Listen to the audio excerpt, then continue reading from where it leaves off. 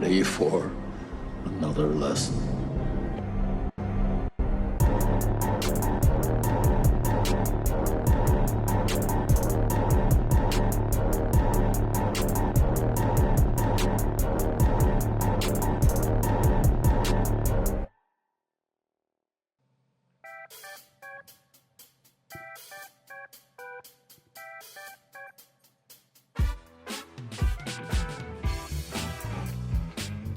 Oh, yeah.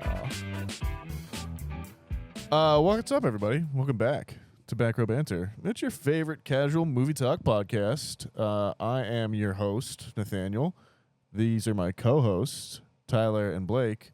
And Adam is not here this week. So Bye. That's right. The inmates are running the asylum. We get to do it.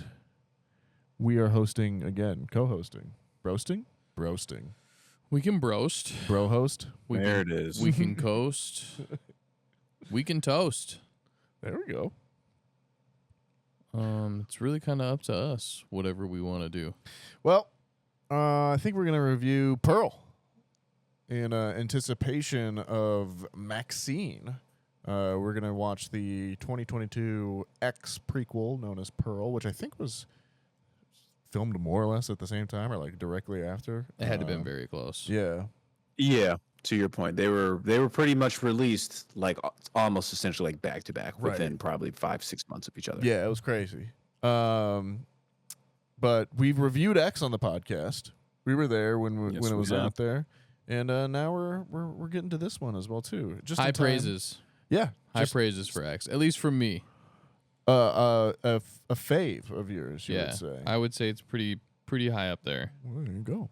But yeah, so that's what we're gonna do this week. Obviously, like I said, Adam is not here, so it's a little bit of a looser episode. But we do have his ranking, so it will be officially up on the Entropy list, which, if you're new to the podcast, is our big list of everything we've watched on the podcast ranked already.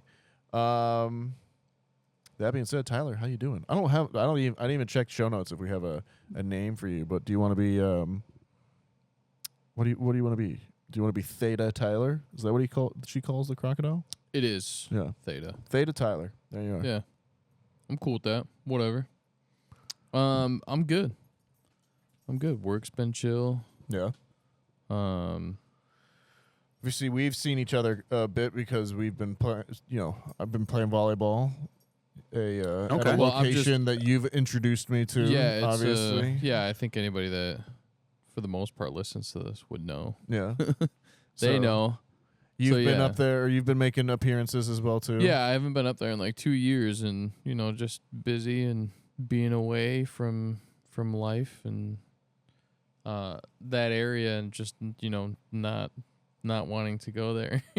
It's a long drive. Yeah, it's a little bit out of the way. Yeah. Leah and I have thoroughly enjoyed our Friday nights, just kind of either chilling or just doing whatever the fuck we want to do. I think you referred to it as Pizza Friday. We do that now, yeah. Pizza Friday is a thing. Yeah. So, but yeah. Is that homemade pizza? Are you guys ordering it in? Do you have a local joint you're going to? There is a place that has been in Woodstock for a while. It's called Napoli's Pizza. Okay. They have 2 locations. One's in Woodstock and one's in Wonder Lake, which is like where we're at now. But it's good. We when we were at our place, we would make our own pizza. Not our own dough, but we would make our own pizza. Gotcha. But now that we're close to a pizza place that we both kind of grew up with and enjoy, we're like, why not just get the pizza we know we both like? So I hear you. Yeah, we've been doing that. But it's been nice because we've had to like everybody in pizza land now has like 1,000 different options when you're ordering online. It's like hand crust, pan crust, homemade crust. Yeah. And they're like, you want to... Oh, God, sorry. Oh, no. My microphone fell. Technical difficulties. And then it's like, different sauces or whatever. And so we've too much variety. We finally found the perfect way to order it, so they make it how they used to make it, and now it's like a memorable thing now. Okay, so it's got a tinge of nostalgia in it as well too. Yeah. Do I need to mute you? Or you can All right. get Go that ahead, set mute up? me. Well, also joining us on the podcast this week would be what do you want to be this week, Blake? Big barn, Blake. Yeah. You know what? We'll like it. We'll take it. Big Pearl Blake. Big Pearl Blake. Yeah, we'll take it. So, what I was actually gonna ask Ty was, so is how does he identify? Is that technically a crocodile or an alligator? I believe Nathaniel called him a crocodile, I guess but I thought it was actually an alligator. I think you're right. I think it is an alligator. I honestly didn't get a terribly good look at it. I would say that it's probably more than likely an alligator, given where we're at geographically. Right. Yep. That's probably correct. Jesus. Wow, H. man. Yeah. Come on. Or, I mean, it could throw us a straight curveball. This could be an invasive species, and it can be a caiman There that you somebody go. just fucking There you go. dug up from Brazil and just fucking dumped Left them. it out there. I just immediately think of Lake Placid. Oh yeah, a movie we got to put on pod? Right? Is that what I'm saying? man. Adam would fucking nuke that to oblivion. Like Yeah. Placid. I just don't get it. I don't get it. I don't understand. Yeah. That's a movie that like you had to be there. What year is Yeah. Lake Placid? That's got to be like what, 98? I think it is. I, think I it would might say be 96, 97, 98, Yeah. somewhere in there. I feel like 98 feels right. I'm giving Let's it a see. 97. Lake Placid. Oliver Platt. Dude, what 99? 99. Yeah. I thought 97. Oh my God, felt they good. made a second one. I'm Yeah, sure. bro. Yeah. Jesus. There's a 3. Yeah. It's, Time for the I didn't know they reboot. had the trilogy rocking. Get the Rick Gritty reboot. Actually, that was just Crawl, which is a good movie. No, I was gonna say, which actually isn't that bad. Crawl is good. If we want to put enjoyed Crawl Crawl. on pod, did we put Crawl on pod? I don't think No, so. we haven't. I wouldn't mind Crawl. Yeah, we Blake, haven't. just to let you know, there's a Lake Placid 2, 2007, Lake Placid 3, 2010, Lake Placid the Final Oh, wow. Chapter, 2012, Lake Placid versus Anaconda, 2015, There you go. and then Lake Placid Legacy, 2018. So That's disgusting. nothing that in the they milked 2020s 5 yet. years out. This might be the Lake Placid's. This their decade. Honestly, just do a reboot. I think that's Requel? probably that's where you're going Yeah, at this point. just give me Yeah. a reboot. The Well, you go- rebooting Twisters were in that time frame. You go full That animatronic. is very true. You go full animatronic though, right? Keep it as Yeah. close to original as possible. I'm with you. Yeah, that would I would pay to watch Lake Placid with Adam just to see his reaction. I think that's something he would borderline like walk out of a theater on. Is he? if Yeah, I it- was if gonna it say, there. is that the one? Like, do we waste our one that Adam's gonna like the one that we torture with him with Lake Placid? Like, is there a better option? Is what I'm saying. To get I him. don't know, man. Off the top of my head, Yeah, Lake I Placid's couldn't tell like you. maybe the first Anaconda. He would hate that as well too. Hilarious. Okay, hear me out here. The first Anaconda movie's not that bad. No, it's fine. I also don't think Lake Placid is that bad. No, Lake Placid. That You is love true. to hate it. Like, yeah, they're just B movies. They're there to For be sure. B movies. Yeah. But I just don't think he has that streak in him. Like, he's too earnest. He's too earnest about movies and stuff. He loves them too much. Yeah, no, for sure. That guy was ready to butcher Crank. I just don't see him get on the Lake Placid Right? train. That's what Right. I'm saying. Like he there's no is way. very new age too, though. He definitely likes to like the blockbusters are what appeal to him the most. Oh, He sure. never Yeah. I don't think he ever went through the generation of like, yeah, this movie kind of sucks, but like it's Yeah. kinda, I gotta like it, so I'm gonna like Yeah, it. right, for sure. Or going to the video store and just picking anything, something and be like, well, Yeah, like, you I have to used the live with $5. your choice. Yeah, Yeah.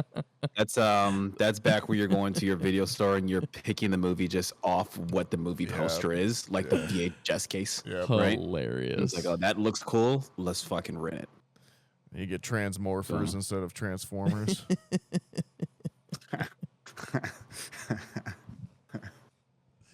So good. I got Gamecast, man. I can't afford it.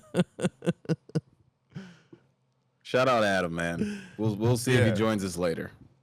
Yeah, he did say he might make a surprise appearance if we're still on when he gets home, but we shall see. But yeah, Blake, what did you finish? Kind of like how you were doing? How you been? Yeah, man. Everything's good on my end for the most part. Like I said, work is work, right? Chugging along through that.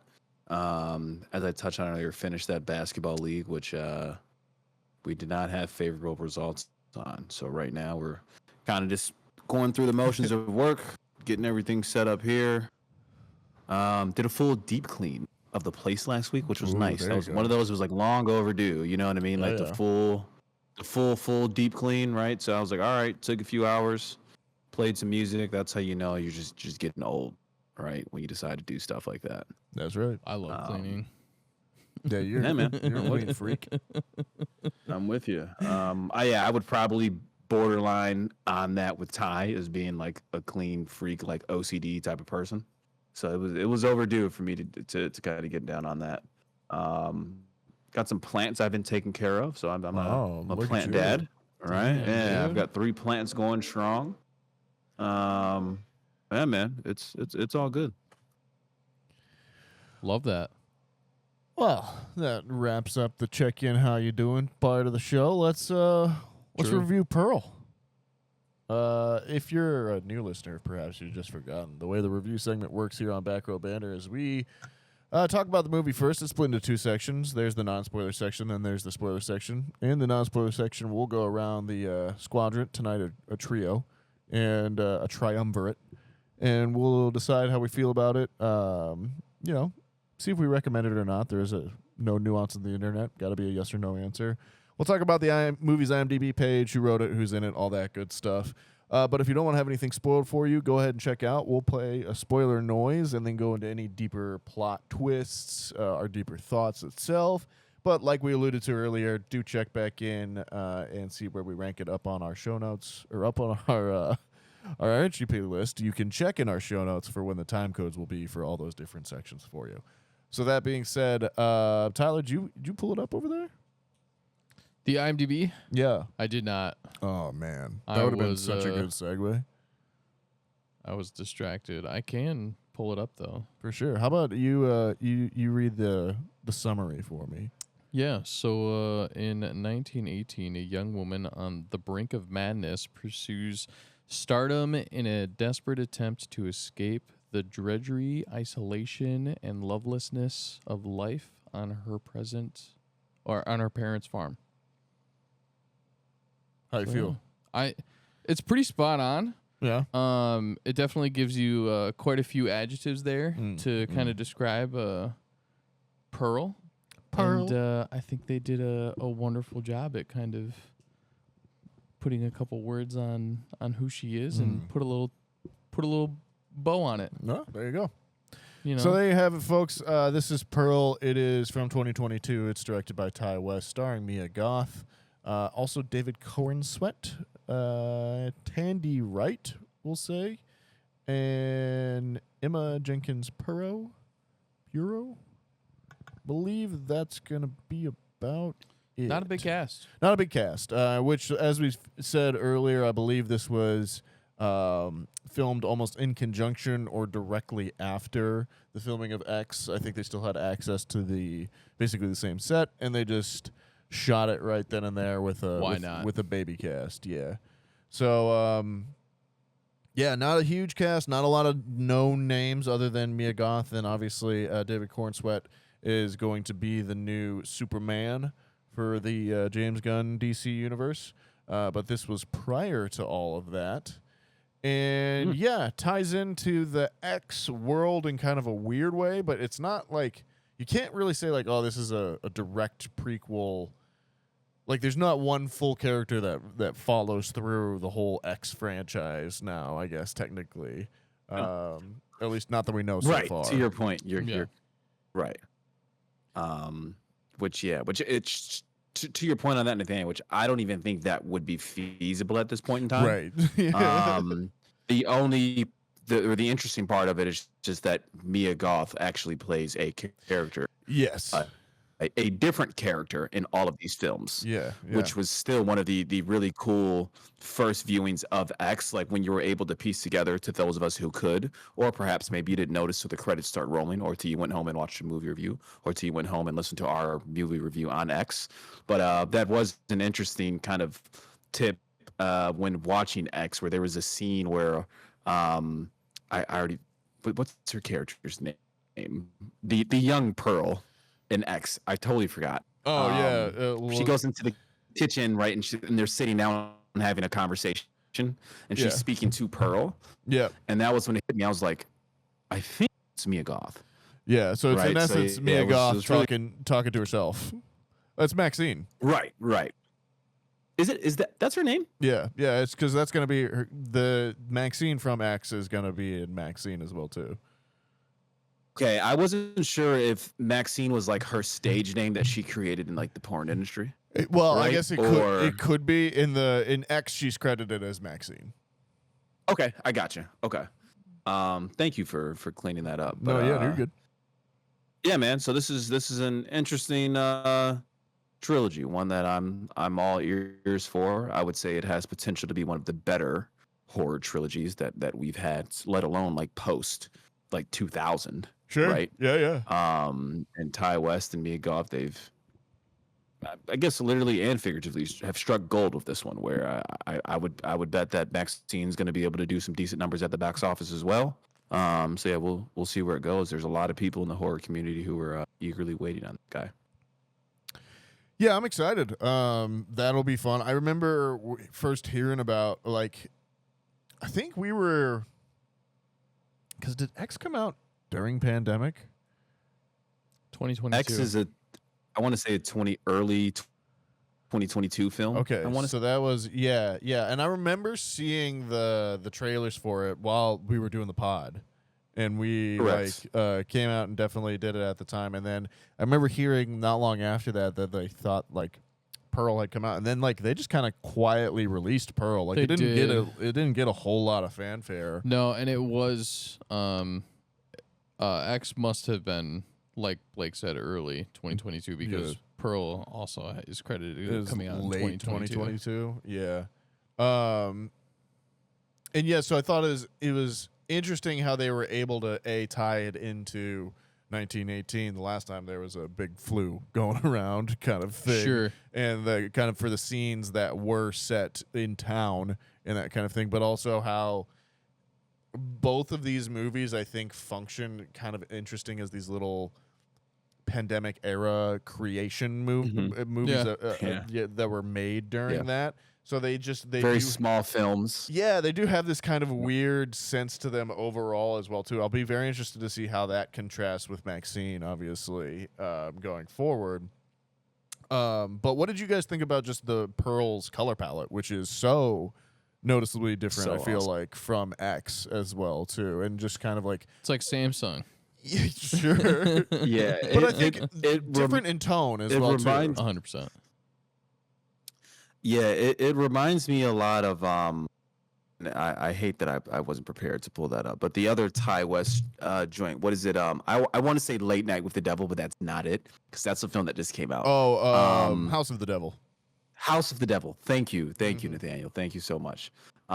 Reminds me eerily similar to that, right? Where Ty West has a really good, I guess, eye, for a lack of a better term, of having like grainy filters and color palettes for when he's filming something that takes place in previous time periods. Yeah. And I'd say Pearl is like, he hits that on the head with Pearl, from like the way the way we have like the intro, the way the credits roll, the way things are being introduced on the screen. It reads a lot like a play. Yeah. Which, as you could imagine, is something how this would be portrayed, like if it were to come out in 1918. Yeah, right? He seems to use the like whatever time period he's setting the movie in, he tends to try and use techniques or give it little textures of films that came out at that time. So early 20s, 1918 Pearl, you're going to get the really bright, vibrant Technicolor because they had to go in and chemically adjust the film afterwards and that kind of thing. And you're gonna get the overlaid introduction cast kind of things and the kind of swelling music every time someone's introduced on screen, and it'll be Mia Goth as Pearl kind of thing. And Right. whereas X is that like dirty gritty 80s, like we shot it all on 16 handheld 8 millimeter 16 mil exploitation filmmaking kind of thing, or 70s I should say. Yeah, very Texas Chainsaw Massacre-esque, 100%, right? 100%. It looks very similar to that. Yeah. And again, to your point, House of the Devil is very much looks like a Carpenter film. It looks like a John Carpenter movie from straight from the 70s. So he's always kind of doing cool stuff like that. I think I was impressed, or I guess I don't want to say impressed, but I was reminded of how much those choices do help a movie, and it kind of made me again just like mad at the current state of movies where you like, a lot of the big blockbusters just don't make those unique choices, and then like you have something like Furiosa which does, and then no one goes and sees it. But like it is just those things of like, man, there should just be more movies like this out there. Like there should be more movies in this what, $20 million range, maybe if that, $10 million range, and that are just the sweet spot of the, the 3.5, 4.5 out of 5 stars, and just middle of the road ones. You don't got to make a $1 billion on it, but you can make, be happy. You can make 100 million, Yeah, it's Sorry to interrupt. I'll go ahead and interject real quick, Tyler. We were talking about the budget of this, so I just went and Googled that.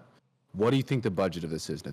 You just threw out a $20 million figure. No, I think realistically, it's probably, I'm gonna take $7 million. Okay, Ty, you want to take a stab at it? I'll say like 11.5. I think it just breaks like 10 million because there are still people you got to pay. It's either that or it's like 1.2. Okay, like it's like dirt cheap. Yeah, it's 1 million. Oh my gosh, that's wild. Yeah. So no wonder they're making sequels to this thing. Like, of course. What's its gross? It probably made that back in its. Well, I mean, it was released at a time where there probably wasn't that, but I'm sure in like streaming and that kind of thing. Since then, it's made its money back. For sure. Go ahead, Ty. What were you gonna say? I don't remember. and you're totally okay for that. But yeah, so this is one I was. Yeah, I went in with like relatively high expectations. Now I do have to backtrack though that I didn't see this one in theaters, and I hate myself. I do it, but this is the time when the world was just a little different, a little challenging to get to theaters. This didn't have a wide theatrical release where you could catch it on like a Thursday evening after work, right? It was kind of, this thing was probably in theaters for, I'd imagine, probably around 4 weeks, right? Would be my guess. Yeah. They just didn't get a chance to see it. And I ended up catching it, I want to say, right when it came on VOD, probably November, December. Okay. And I fell in love with the movie instantly. So, this was only my second time, or excuse me, this was my third time rewatching this film. Once in theaters, once at home immediately after theaters. Another rewatch, I want to say, probably mid, and then just this one for the podcast. So yeah, this is one. I was eager to get this one on the podcast. Love this film. I love Ty West. He's done a lot of good horror. Mia Goth is awesome. She's who I would probably go on to say is like scream queen, right, for lack of a better term. There's a few people who are in contention of that. I would say she's probably in the lead of that, would be my guess. Mia Goth, Micah Monroe, who are you taking? I think I gotta lean Mia Goth. Until Long Legs comes out. That's what I'm saying. Until I watch Long Legs in 2 weeks from now, right? And then which I've heard great views. Is it only 2 people weeks? People are saying that movie's.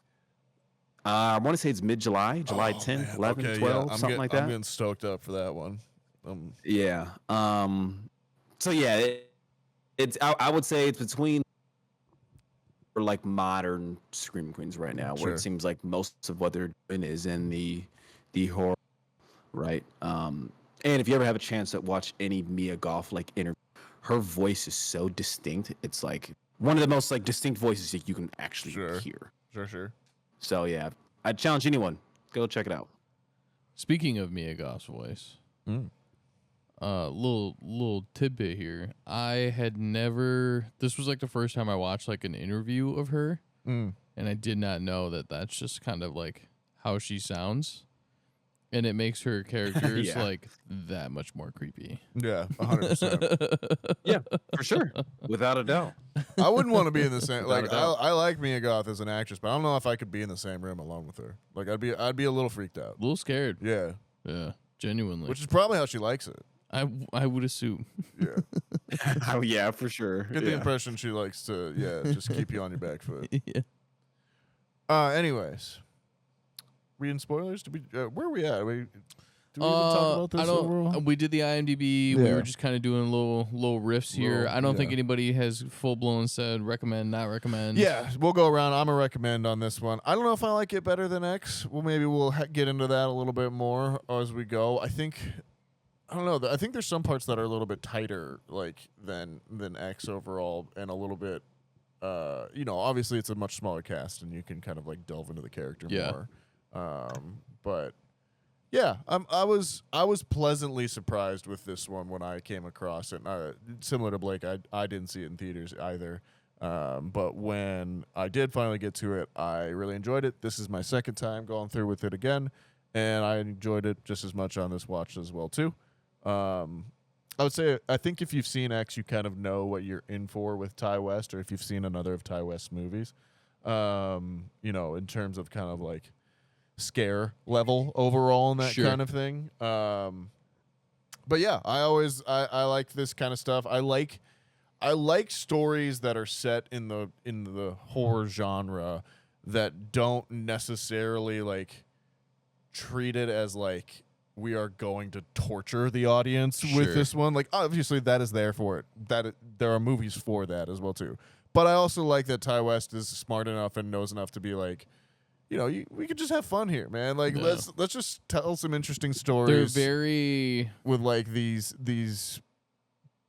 They almost kind of it almost feels like because we grew up on like maybe like scary stories. Like there's not a lot of generations now that like have. Like, I don't know if Adam was ever told, like, a scary story. Well, no, they had creepypastas. At night. You know what I mean? Yeah. Or, like, man, yeah.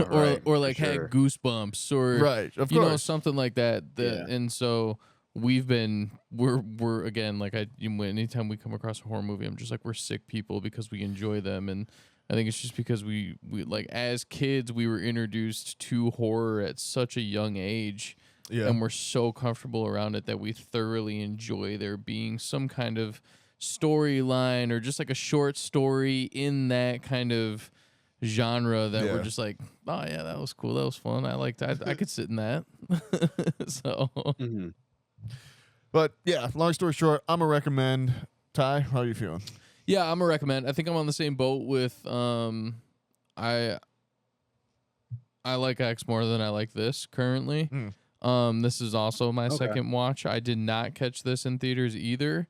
But yeah, I still something that I thoroughly enjoyed. And if somebody, is like, let's turn on a kind of scary movie, you're looking at like a hour and a half, hour 45 runtime, and I'm like, yeah, dude, throw Pearl on. Pearl's sick. Blake, where you at? Yeah, I'm definitely recommend. Definitely recommend. This is one of my favorite horrors to come out in the past few years for sure. Okay. Well, to that point, we are getting a late telegram here from Adam Schwartz. Yeah, it was really weird that he decided to go with the telegram. But here it goes. Here's my review. Really unique and interesting movie that serves as a great prequel to X and gives us context to the events of that film.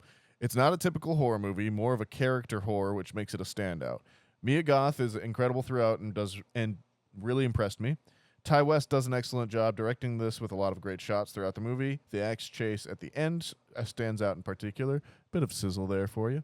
However, there's nothing in this movie that stood out to me a great deal. I think X is just more fun and has better characters. I just wasn't glued to the screen like I wanted to be. I'm not a recommend by a small margin. I just think there are better things to watch and better horror. But if you're into horror like Nathaniel and Blake, you'll definitely enjoy this one. P.S. I need Ty West to give me an alligator spinoff after Maxine. So Yeah. there you have it. 3 That's funny. recommends Yeah. and 1 small not recommend there by a small margin. Yeah, that's valid points by Adam on there, and yeah, I think this one it may not be the most palatable horror film, right? Because it's more of a character, right, a psychological study, opposed to sitting down and watching a horror movie. But it's through and through, it's good, man. Mia Goth acts her ass off in this. Yeah, she does a good job. There's a phenomenal. Are we in spoilers? We can be in just a moment. Give me 1 second. You're a recommend as well too, right? Yeah, for sure.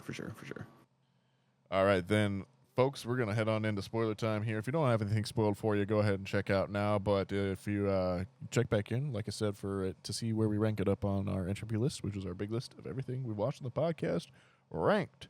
Spoilers. Funny enough, so Adam's talking about he needs Ty West to give him an alligator spinoff, where we were just talking about Crawl earlier.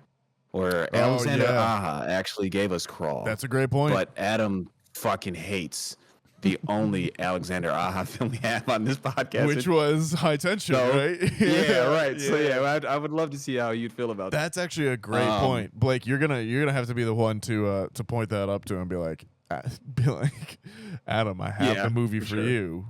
However, I consider a trade. I give you. Yeah, right. Blake, do you have like a punching bag that's shaped like Adam for when like he hates movies that you don't like, that you just fucking hate? Yeah, it's in the next room. Yeah, it's one of those ones that just like you hit it and it hits the ground and pops back up, and you just never see Blake, but he's got a baseball bat in there. It's the Ninja Turtles. Yeah. Just cracks it. Yeah, this is one where like I just knew it wasn't a film for Adam, right? So when I saw his ranking in the group chat, I was like, that's about what I would expect. But yeah, he's got valid points as we kind of touched on earlier. It's certainly not standard like classic horror, right? Quote unquote. It's more of a character study and watching. Think of it like in the lanes of like Joker from 2019. In lanes of that is more so how this movie actually plays character study and watching someone go like mad or insane, for lack of a better term. But yeah, Mia Goth she's phenomenal in this, man. And I think this was kind of my eye opener too, where I was like, you know what? I think I really like Mia Goth. And I see the vision. It was one of those, right, where it's like I see the vision after I completed this. And then I went on to watch Infinity Pool. She's done. But yeah, man, overall, I like it. It has a phenomenal monologue dinner scene from A24 once again, which I think people don't give anywhere enough credit as it should get. Everyone gives Hereditary enough credit as it should for that monologue with Toni Collette at the dinner table. True. But Pearl and Mia Goth, she has one that's very, very much up there. I think it's like 7 minutes and 50 seconds total. Yeah, it's nuts, bro. Yeah, it's nuts. And then followed up soon after. And I think people just need to go on and appreciate that. And then followed up soon after with the final shot of the movie, that like 3 minute hell of like the smile. Well, smile, so like tears and whatnot. To add on to the 7 minutes and 50 seconds, the longest shot in this movie is around 5 minutes and like 30 seconds, which is consisting mainly of that. Of the monologue. Or the monologue. Yeah. And so, it's cool that's the monologue is 7 minutes, 50 seconds, which is so long. Yeah. And then it's cool that the longest shot in this movie is in that monologue. Yep. Sorry. Yeah, man. That's one where no worries, man. Appreciate you for jumping in. But yeah, that's one where I feel like that scene just does not get enough credit. In my opinion, that scene that carries a lot of weight into the acting of this film and the character development or the character madness that Pearl is going into, I should say, spiraling down, for lack of a better term. that end shot that we kind of touched on earlier. I know we're kind of jumping about, but where it's, I don't know, when the credits are rolling, it's of Mia Goth just kind of sitting there, and she's going through these whirlwind of emotion after kind of this monologue, and she's like crying. She's like, some of it's like, it looks like she's like happy to be able to find like how she's felt, but then also some like sorrow and depression and whatnot. And it was to the point on first watch when I watched this back at home, I want to say in late 2022. At first, I thought like it was just it was like maybe a 30-second clip that was just being replayed of Mia Goth the entire time. Sure. Right. And then I was like, wait a minute, there's no way. And I had to go back and keep watching. I was like, this is actually one fucking long take. Yeah. And that's just phenomenal acting, bro. You can't even put it into words. I was very impressed with it overall, and I think it does. I think you can argue that like the ending does come quickly and like feels a bit rushed. Which is, understandable, but again, that's so consistent within the horror genre that like I feel like for again seasoned watchers like us at this point, like we just kind of just brush that off at this point as well too. It's an hour and a half horror movie, right? Where everything's not hereditary, and it gives us a 2 hour and 15, right? But I think again it's anchored by Mia Goth. She does a great job overall. The movie itself, I think, does a really good job in terms of like dealing with what it had to go through to just get made in terms of the timing and everything like that. And then I think it does a really nice job with again adding depth to a character that we see probably 20 minutes of screen time in for X. And while simultaneously giving you arguably a more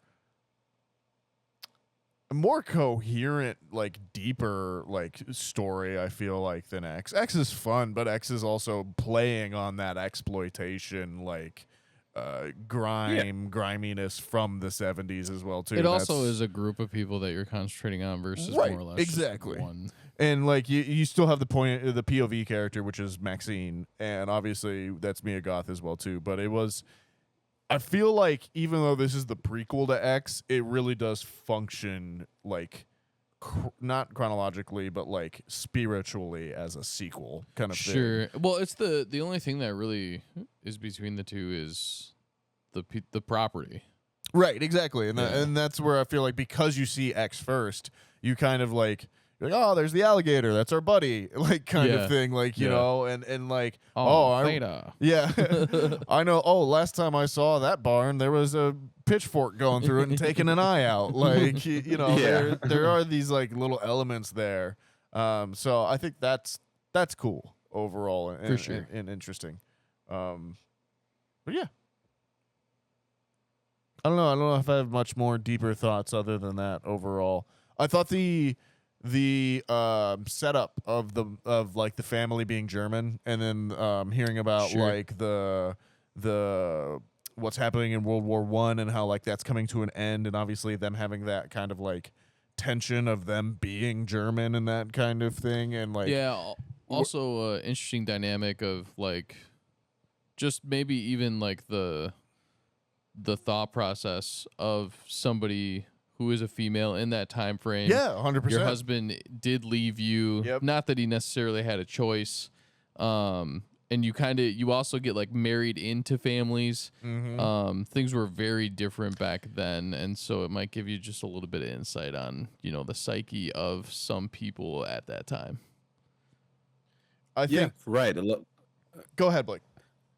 Yeah, I was gonna say Ty's got a valid point on that, right? And then if you look at it through like a modern lens, where you can see how much of a struggle that could be for somebody back in 1918, then let alone for people who already have pre-existing like mental health conditions, right? And how easy it would be for somebody to actually spiral down. Also, into this super easy to get away with murder. manic. Oh yeah, that's the other thing. Back in 1918 for sure. Yeah. Well, I feel like without a doubt, that's the other thing that I feel really comes across in both of these movies is like just how long ago, but also how not long ago at all, like your grandparents' generation was. Sure. And like how different and like just different that was for them in general and that kind of thing. Like the one thing that this movie doesn't go into at all is it does not introduce any sort of race.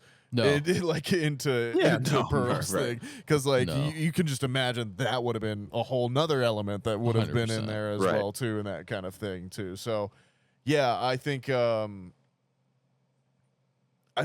is really interesting in both X and Pearl, and kind of like what they're talking about as well too, is that like even though it was not that long ago and people's personalities or people's priorities have changed so much, but at the same time, there are still some things that are universal in terms of feeling trapped at home, feeling like your parents don't understand you, and that kind of thing. But also, maybe someone wants to murder somebody, and then that's just. I'm sure they do.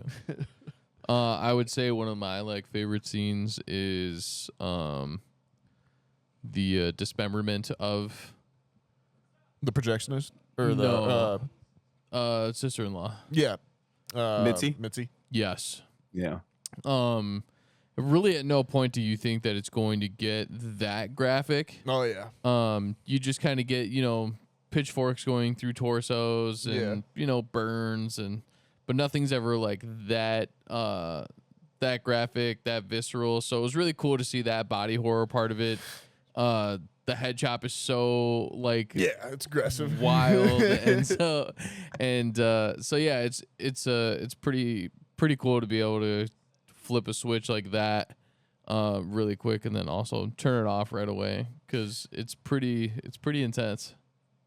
Yeah, I think Ty West definitely picks and chooses his moments of gore as well too. We talk about the eyeball in X and that as well too, but yeah, also great opening title shot with the alligator coming out and getting the goose, and you get the freeze frame and the title right on the screen. Liked that as well. Yeah, the title card. Yeah, and you get all of the. Go ahead, Ty. I was just gonna say you get the overall gist of like, oh, okay, so we're just jumping right into this. Right. Mr. Goose, why are you here? Oh, she's killing animals already. Yeah. Usually that's a sign of like, maybe 20, 30 minutes in, you're like, oh, this is where it starts. Now we get a 20, 30 seconds. Yeah, already started. Yeah, right. And that makes sense when you realize that this was the prequel, right, to X, for lack of a better term. Sure. And we're already introduced to Pearl in X of just as an older, I guess spoilers for X, right, is an elderly woman, right, who's a fucking psychopath, right, that we've now seen Pearl. So yeah, like this one, it doesn't really waste any time. It's kind of like, yeah, like you want to know how like that fucked up mentally ill old lady got like this, here's Pearl, and they just dump you right in 1918 with her, and you sit through it for an hour and a half. Is pretty much how it goes. So yeah, it's a hell of a movie, man. But yeah, I like Mia Goth does. She's excellent in there, and even kind of just like I said, it reminds me a lot of Joker from 2019, just in terms of the actual character study of how like society and people can just be filled from external sources, and how unfortunately that's how evil people are made, right? Or can be crazy people are made, quote unquote, right? Can be, for sure. It's obviously accountability. We all have to take accountability, right? As adults, it's part of it. Yeah, man, awesome monologue scenes, super dope. Her fucking taking an axe to her sister-in-law is an awesome scene.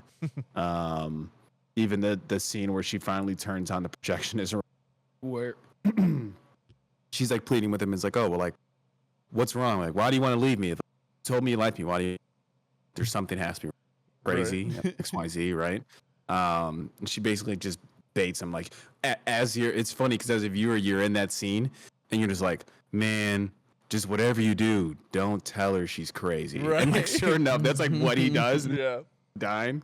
So yeah, it was just like funny stuff like that as a viewer. You're kind of like, I don't know, man. She's unhinged. I think you got to be careful what you're going to say to her. Yeah, I mean, at that point, she's definitely one of those people where like he could have got out of that alive. Sure, of He course. could have totally Yeah, he could've- played he played like his cards right. I'm just going to work, honey. I Right, right. love Yep. you. I'll be back for later. sure. Get the fuck out of there. You idiot. Yeah. You idiot. Yeah. That was like the worst option he could have decided. Yeah. Well, you're scaring sure. me. Don't go Yeah. there. Yeah, of Don't course. say that.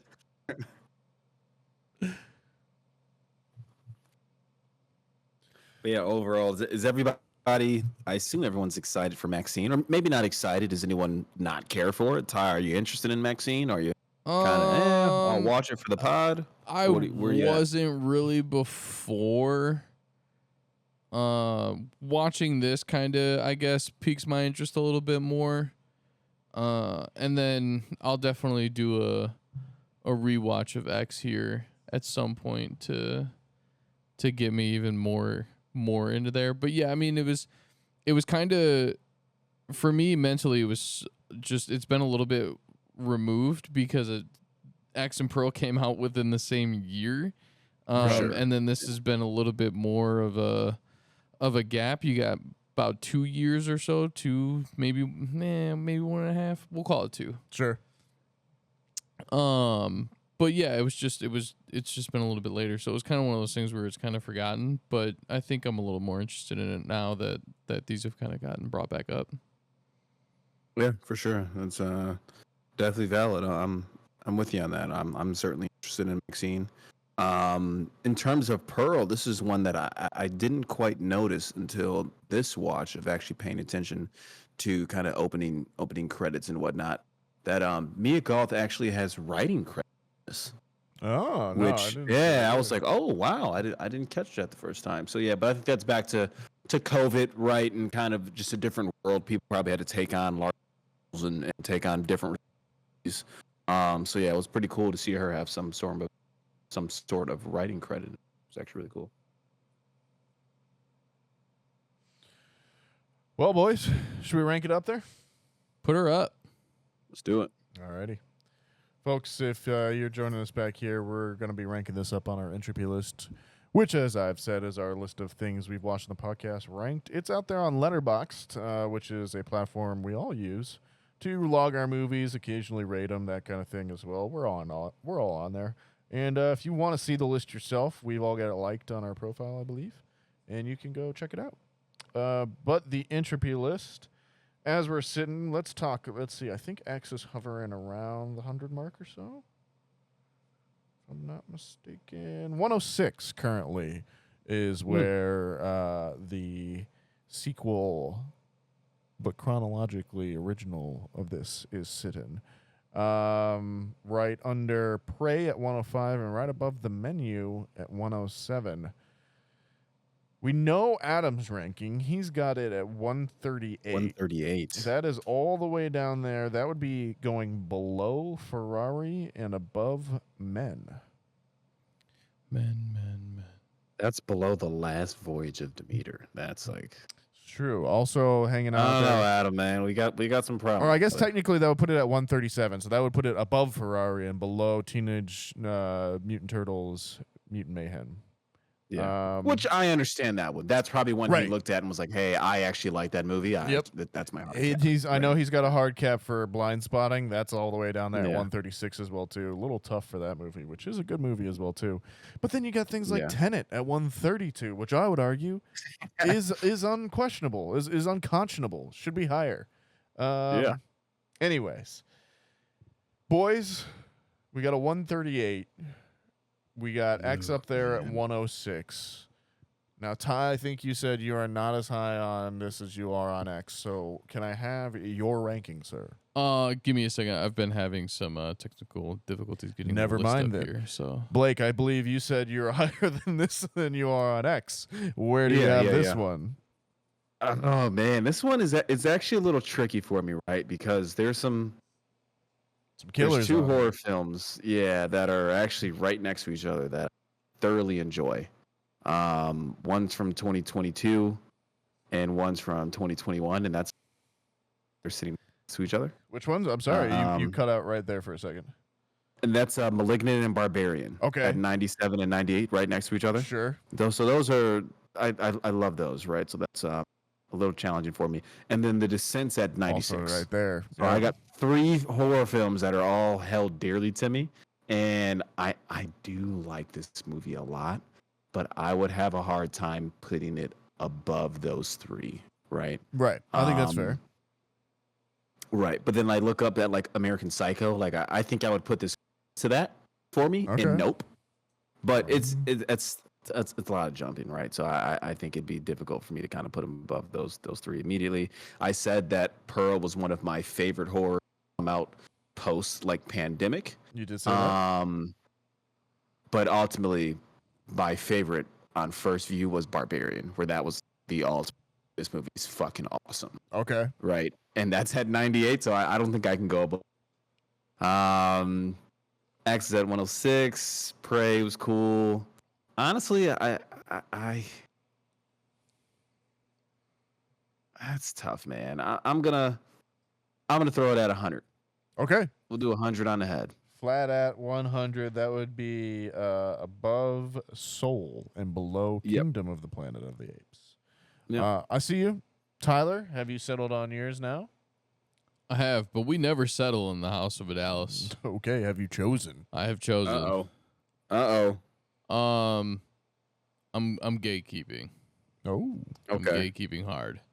I do like X better than this. I do think this is just going to be one of those movies again that's a product of the list, and just how vast this list is. You do have to put it somewhere, but hopefully this, someday will even out to the point where we can be like, fuck, that's a good list. And so yeah, this is gonna end up being at 120 for me, just below Trick or Treat. I'll let it go above Us. I do like Us. I think this probably, they're very interchangeable for me at this point in time. But Trick or Treat is what it is for me. And that's a big one for you. Late Night at the Devil, so good. And then you really do get into that alley, that horror alley, and yeah. So I think this is 120's a fine spot for it for me. Well, rounding out the trio, and I guess the squadron here, I will put this guy at 102. I'm going to put it below Creed 3 and above A Quiet Place. So you're Pearl above X, right? I am. Or is that just a byproduct of the list? No, that one is, I think I am genuinely Pearl above X. I think, but I could also flip-flop based on which one I'm watching on the night. But I think generally I am, I think Pearl's just a little bit of a cut above X in some ways. Maybe I had more expectations for X. Maybe that was part of it as well, where I knew more what I was in for with Pearl. Maybe I don't know. But yeah, around there that would be above American Gangster and Fall Guy, and that's going to be below like Soul and Kingdom of the Planet of the Apes, as well as Malignant and Barbarian. And then again, you get into the Descent and Challengers, and right after that, it's a Murderer's Row. Like top 100 in this list is crazy. Everyone's swinging. So, yeah, I'm at 106. Is that what I said? 102? I'm sorry. 102. 102 is where I got I'm a at. 102, 100, 120, and 138. Right, ties 120. Yep. Yeah, that brings us to a 115. 115 would be tie-breaking with Late Night with the Devil. Late Night with the Devil. So that our would, boy Dave Dalsmashian. And then now, have we decided? Does that mean it has to go to a tiebreaker, or does it just slot in at 115? And it is... Well, it is a flat 115. So okay. I think what we're saying is that we'll go ahead and slot it there, right? Slot it in 115. That's going to be below Crank, which is a great movie. Adam is wrong. For sure. And above Late Night with the Devil. Chev Chelios, baby. Right? Yeah. Chev. Alrighty, folks. Well, that's us for our ranking and our review this week. Tyler, you been watching anything?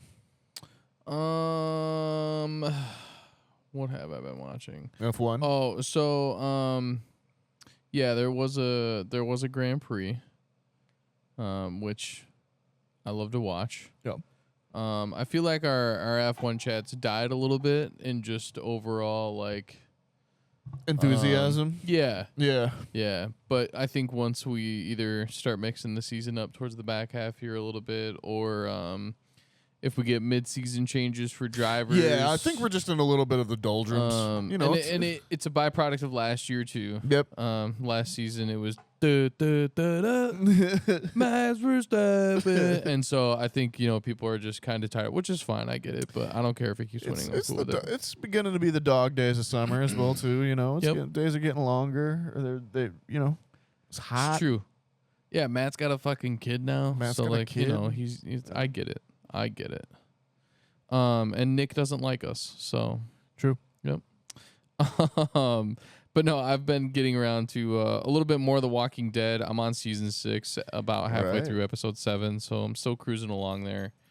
I'm still cool with where I'm at. So we'll see when things start to really drop off, and we'll go from there. The other thing too is I sent out a little meme to a couple of anime lovers and golfer friends of mine of a anime of a kid just like beating the shit out of a golf ball. And I really didn't think it was a thing. I thought it was like a full blown like just part of the like internet GIF world. clip. Yeah, that somebody just made, or fan art. It's a real thing. Turns out it's a show. It is a real thing. It's on Netflix. It's called Rising Impact. And I have started that. I've only got one episode down. Okay. But yeah, my caption was as if I didn't already have enough reason to like golf, and now you're touching one of the other parts. You're pulling on my heartstrings of anime, and so now you're putting two very fantastical things together for me. So we'll see how it plays out. But I got to the first episode of that. Is that a Netflix original, Ty, or was that just something they just put on Netflix recently? No, I believe it is a Netflix original. Oh, there you go. Oh wow. Yeah. Okay. Yeah. And we've talked about Netflix not giving us good original content, and here they are. It's they've been hiding it in golf anime. Well, right there it is, and documentaries. That's like the other big thing that Netflix does now. That's true. It's documentaries. Yeah, Blake, I don't know if you can get it right now, but you're getting a great view of the dog looking like she's wanting to pod with us here. Yeah, I can see it. Yeah. Anyway, shout out. Little peek behind the curtain. What up, Ellie? Blake, what have you been watching? Started watching a lot of the Olympic pre-trials, right, for track and field. Yeah. So big track and field guy, right? That ran track in high school, so I can watch track. So I've been following that. That'll be cool for the Paris Olympics, when do those right? kick Which should off? be starting up here. I want to say it's August. All right. I don't know though. Don't quote me, but I want to say it's August because gotta get my time off in. Love the Olympics. Yes, for sure, man. I'm with you. So I'll go ahead and watch that. I want to say I don't know if we talked about the boxing match the other week, right? But did get a chance to watch the boxing match. Okay. I think we did. Yeah, watch that, and then outside of that, I did watch one kind of BS movie, for lack of a better term. I ended up watching. Have you seen Splice? Oh yeah. Nathaniel? Yes, I have. Yeah. So one day HBO, or I should say, sorry HBO, nothing on. I was like, fuck, I need something to put on. Knowing myself, went on Max, went straight to the horror, or scrolling other sections. Then I seen Splice, and I was like, okay, it's either that or like Species 2. See, yeah. And I was like, I don't think I want to watch Species 2. That's a little too overboard for me. But Splice, I was like, all right, whatever. Here's my problem. Splice, arguably a pretty good movie. I think it's decent. Yeah, it's not bad. It's not the bad. problem. Here's my problem. Splice needs to be on Tubi, and that's it. Splice belongs on Tubi. That's its home. Let it live on Tubi for forever. Yeah, forever. For sure. I would. Splice is the exact kind of movie I want on Tubi, where I can just go there. Hey, by the way, Tubi people are finding out about Tubi now as well too. Like, I'm just saying. Tubi's taking off. I know. It's like the second most the rest of us. watching streaming service now or something like that. Yeah. Like, yeah. Tubi CEO wherever you're at, if you hear this podcast, please do not take Don't this fuck increased it up. viewership as an opportunity to gain income. Right. Please don't do it. You don't need it. You don't need to be a billionaire. Yeah, you're fine being a multi-millionaire. Yeah. Totally fine. Exactly. Well, I'm glad you've been here to be hearing that. Is that all you've been watching? I'm sorry, I was just finishing for you. Yeah, there. all good. That's that's pretty much it on my end. What about yourself? Yeah, I'll be honest. I haven't been watching a whole heck of a lot. I did watch some of the UFC this weekend. Caught a little bit of the F1 race before I had to go into work for that as well too. Obviously been reading a lot again. I'm currently reading a book called Episode 13, which is basically like What If Ghost Adventures but real, and that's been pretty fun. I liked that one. So yeah, that's what I've been up to. Speaking of which, there was a golf manga called Green Green Greens, which I was reading, that they recently canceled. So that was heartbreaking for me. Yeah, you.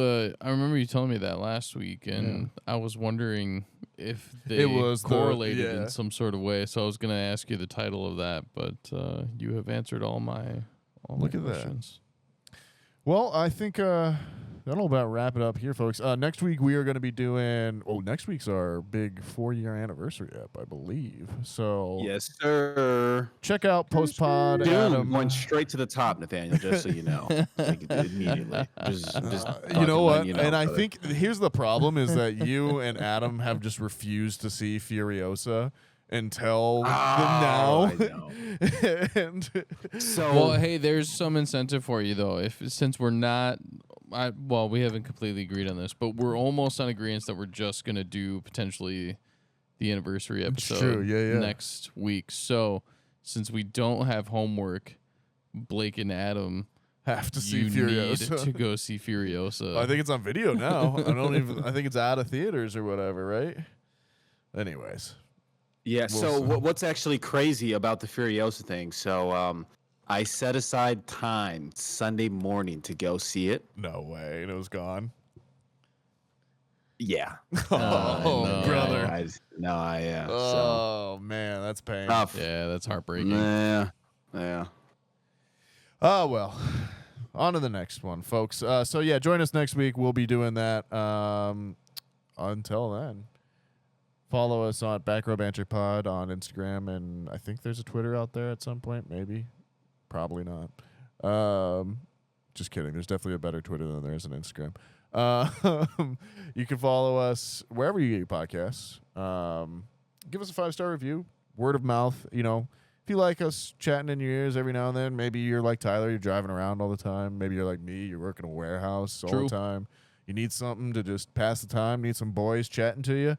Check us on. Tell a friend, a family member, that crazy lady that lives down by the pond. If she's got an iPhone, we'll listen. We'll let her listen. If you do give her that though, tell us, like, let us know on the side so we can start censoring where we live and stuff like that. But Or if she has an alligator. yeah, or if she has an alligator. But make sure the alligator subs too. Anyways, you can find me on Twitter and Letterboxd at @nsgingrick. You can find me on Instagram at NathanielG92. You can follow my other podcast, Sandpiper Tapes. Tyler, where can the people find you? You can find me on Instagram, Letterboxd, and X, all at Tyler Vidalis, VIDALES. Blake. Letterboxd, BlakeHolder, Instagram, PlayStation, PSN, Xbox, Mr. Water Coolers. Thinking of going back on Rainbow Six Siege. I haven't played in a while. Yikes. So, yeah, that's probably going to stress me out incredibly amount, though. So, we'll see. But, yeah, that's where I'm at. Thanks for listening. Thanks for subscribing. Tell a friend to tell a friend. And we'll BRB.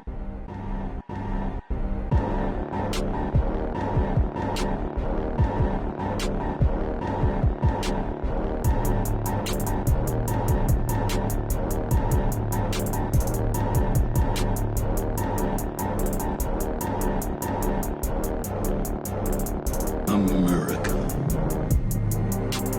Ready for Another lesson. So I was able to watch a little bit of the College World Series, Nathaniel, as I feel like we've touched on the past few years. I always catch myself somehow watching College World Series baseball. this is true. You've brought it up a couple times now, right? You're like you said. Usually find the little underdog team to kind of root for. I think it's just the sound of the metal bats, as I believe was kind of the consensus that you talked me into previous years. And that's usually at the time like basketball's over. Like, let me just put something on real quick. But nonetheless, in the college baseball world, I saw that the Texas A&M baseball coach, don't have a name right now, led them to a World Series runner-up, right? So they took second place, and he left to go to Texas, which is basically their arch rival. Sure. And then I read it, people were like, when's have we ever seen anything like this in terms of somebody actually leading a team to borderline a championship, then leaving that season to go to an arch rival? And I was like, yeah, they're going to like burn that guy at a fucking stake in College Station, Texas. Yeah, and A&M's, I think, is generally a pretty good program for the most part, I feel like. Yeah. Like, generally, both the Texas schools are pretty good at baseball. For sure. Yeah. That Texas athletic budget is different, though, at University of Texas. That shit's true. They probably have the biggest athletic budget in the country, would be my guess. It's got to be them or, like, Ohio State. I feel like Alabama's got to be up there. Yeah. I just don't know how good they are at other sports. Right. They're decent. Although, I mean, they have gotten better at basketball. For sure. A lot of those SEC teams are, to your point. But Texas, I mean, they have a whole network, bro. Longhorn networks. They're shelling out a shit ton of money. Sports. Yeah. Who is your underdog team then? This year, last year I was rolling with somebody really strange. I want to say it was like, I don't know if Murray State had made it or somebody. This year I was rolling with let me pull it up, make sure I get the right name for you, but I didn't catch the actual World Series game. It was kind of like the sectionals, regionals leading up to it, right? Where they're still playing at schools. Let me see who they had in this. Might need somebody to fill for me. Give me 1 second, fellas. Schedule. I'm trying to think. I could just do Kendrick noises. Wop, wop, wop, wop. Stop fucking them up. Shoo! Shoo! I don't think people realize how funny Kendrick is as like just a human until now. Yeah. Kung Fu Kenny. I was watching it and Leah came in and she was like, oh, is this what you're telling me about? I was like, yeah. And she was like, I guess I just never knew what Kendrick looked like. That's very valid. Yeah, for sure. I feel like he was like somebody you'd be like, okay, I know this song. Like he's like one of those guys. Like, oh yeah, of course I know the song, but like, you know what the fuck he looks like. That's funny. He's also one that you don't remember how. Like he was doing that concert and he was like, yeah, we're gonna like bring it back to the day. And I was like, fuck, rigor mortis is like so old at this point compared to some kid. I guess in the rap world, how fast time has moved. Did you get a chance to watch that, Blake? I saw clips of it. I didn't get to see the full live stream. Gotcha. Right, which I believe is now on YouTube. To what one of you guys were saying. Yeah, I watched it the next day. The full joint. No, because it was last week. It was when we were recording. Last Wednesday. Yeah, it was on Juneteenth. Yeah, and we were and so I was seeing it on Twitter, and I'd forgotten about it, and then all of a sudden I saw it on Twitter, and it was like right when we finished recording, and I turned it on, it was just ended. Yeah, like people were just all walking off stage. Yeah, you could see like the lights were still just like nobody, just smoke, and I was like, yo, is this just starting? Yeah, and he was like, no, it's just over. I was like, damn, this would have been so sick. So then I watched it the next day. I had off. I watched it on YouTube, just Kendrick's performance, which itself is like an hour and 10 minutes. Yeah, for sure.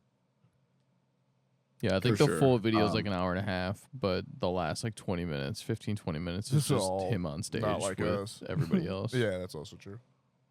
That's funny. Yeah, so I saw some clips of that. Saw the whole black hippie reunion. Yeah, that was cool. I've seen the footage of stuff, right? That's really dope. Yeah, and then I know Vince Staples, who, to bring it to a movie podcast, Vince Staples has a show on Netflix that they put out a few months ago. But he's also a Southern California guy. I want to say he's on tour in like Europe right now or something. And this is one of those things that I think Kendrick kind of put on the docket like within the past month. Yeah. So really last minute. And then Vince Staples was like, man, like I wish I wasn't on tour right now in Europe. I would have this. Oh, of course. Like, you know what I mean? Yeah, so yeah, he was like, yeah, I would have completely blew off my whole tour. But obviously he didn't. So shout out to him.